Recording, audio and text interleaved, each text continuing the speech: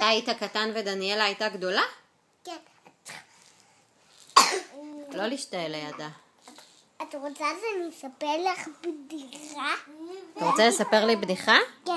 כן. את יודעת שהייתי קטן, ודניאלה הייתה גדולה, והיא סיבנה אותי, גם את הייתי קטן, וזה קטן. מתי דניאלה סיבנה אותך? שהייתה כזאת גדולה. מתי זה היה? שהייתי קטן.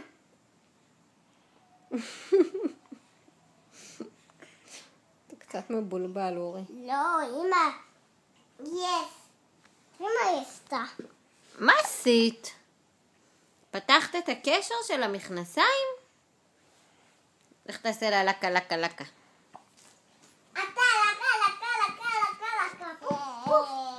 לא, עם הראש.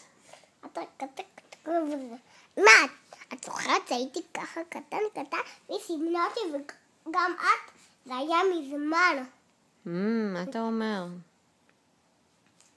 אני לא זוכרת את זה. תקשרי לה את הקשר. של המכנסיים? כן. בסדר.